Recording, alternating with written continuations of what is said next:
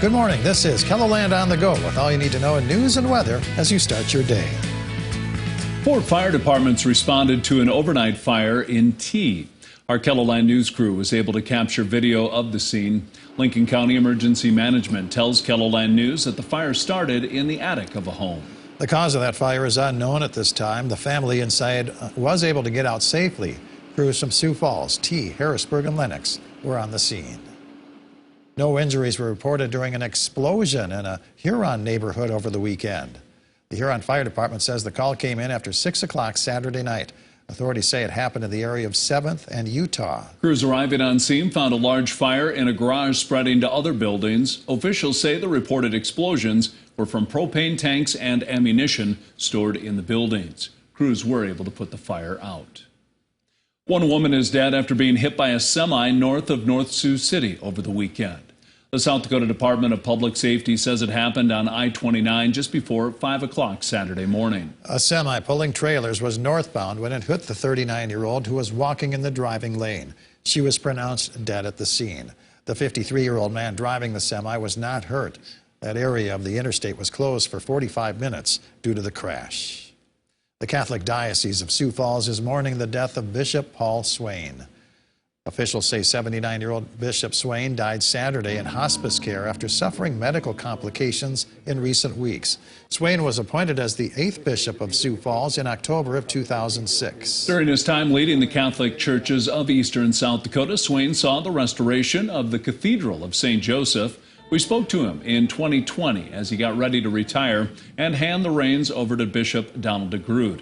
At that time, this is what Bishop Swain said he would miss about his role. I enjoyed confirmations, particularly being with the young people and traveling around the diocese, and it's a big diocese, and just being out with the parishes and the people. But I can still do some of that as a retired bishop. Swain was ordained as a priest at the Diocese of Madison, Wisconsin on May 27, 1988. Originally from New York, he also served in the United States Air Force as an intelligence officer from 1967 through 72. Funeral arrangements are pending. Now let's get our first look at the forecast with meteorologist Scott Munt. Good morning, Scott. All right, good morning, Perry. Good morning, everybody. We are looking at a day with temperatures in the 30s and 40s. That's above average, but that's about to change, too. We are looking at colder air to arrive tomorrow, and along with it, we'll have our chance for snow. In fact, winter weather advisory is out for tomorrow to cover southeastern KELOLAND, and Brian Karstens will have more details on that coming up. Thank you, Scott. As you travel for the holidays this year, you'll want to make sure your young children are safe. A winter coat is a necessity as the weather gets colder, but it's also important for your child or baby to wear the right coat in their car seat. Sarah Tyrell with Sanford Children's Child Services says wearing a bigger coat in a car seat can be hazardous because it creates space between the car seat and the child. Just make sure that you have your child in secure, making sure that that harness is correctly placed on your child. You're not having any extra gap in the area of the shoulders, and keeping them warm by having a blanket on. You can call ahead and make an appointment or do walk-ins at Sanford Children's Child Services if you'd like to have your car seat checked. Well, as the Thanksgiving holiday weekend wrapped up, there were a lot of people on the roads. Some people were on their way home following the Thanksgiving holiday, but that wasn't always the case. One family was traveling from St. Cloud, Minnesota back to Rapid City, and another was making their way to South Dakota from Wisconsin for pheasant hunting. The travel out there was a little more brisk, I'd say, with a few more people on the road. But today the roads are great, the weather's nice, and it's pretty average travel. We always enjoy coming out, and so it's fun to see different parts of the country. And up in Wisconsin, it's more trees and lakes, and than the flat corn country here. AAA projected nearly 55 million people would travel for the Thanksgiving holiday nationwide. Shields is giving back to organizations during its annual giving campaign on Tuesday. One thing the business is supporting is statewide agricultural education by giving money to the South Dakota FFA organization. The funding helps sponsor new clubs as well as jackets and events for its members. A lot of the funds go to support our state FFA convention, which is in Brookings on the SDSU campus in April. We put that on and provide competitive events around career development for our students at that event, and awards, scholarships for our students. The funding also helps support officer training, state officer travel around the state, the Ag Adventure Center at the State Fair, and much more. That's a look at some of our top stories. Now let's get one last look at your weather with meteorologist Brian Karstens. Brian? All right, as we look ahead here this week, first of all, tomorrow, winter weather advisory in the county shaded in blue, and that does include Sioux Falls.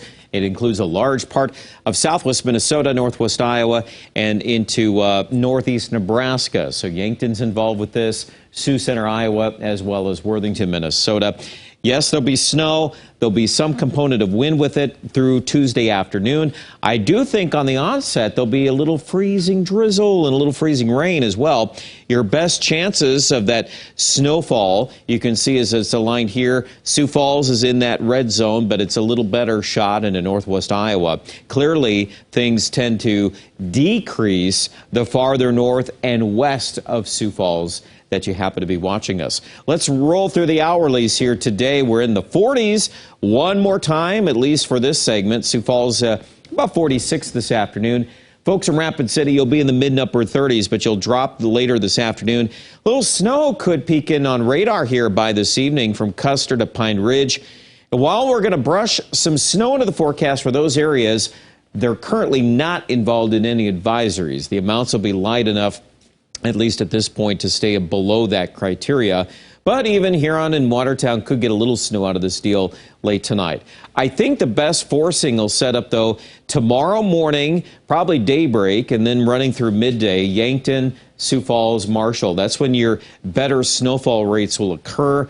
And given the positioning on the map, again, there may be an onset of a little freezing drizzle at the very beginning of that. So slippery travel should be expected at times. Winds picking up out of the northwest tomorrow, 15 to 30, and could even be a little higher than that into early Wednesday morning. Snow numbers as we have them: 1 to 3 inches in Sioux Falls, 2 to 4 Worthington, maybe a bit more, a 4 or 5 inch number in Spencer, Iowa.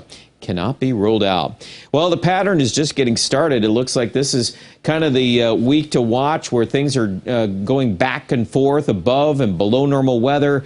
We're probably going to feed a couple more storms in that 7-day forecast. But as we pause with today, 46 your high in Mitchell, 50, one more 50 there in Yankton, at least for this setup. I'm not convinced, though, that we're done with 50s. At the end of the week, we may actually warm back up, especially by Friday. Sioux Falls could make it back to 41. Of course, we're going to assume we're going to have to melt some snow at that point, and then into the 30s for the weekend. So not terribly cold. This first front is kind of a one-shot deal. Aberdeen back to the upper 30s on Thursday, anticipating very little snow here, so we should be able to get to at least that point. Watch Friday, though. There's a fast-moving clipper that's going to come through. We may have to up some snow chances on Friday, and there's some wind with that, too. So while the weekend is not terribly cold, it could be rather windy to kick things off. I do think most of the more active weather for next week should hold off just beyond day 7. But there's a lot of things going on after day 7 in the Black Hills, too, that we'll need to watch. Check out details at KELOLAND.com.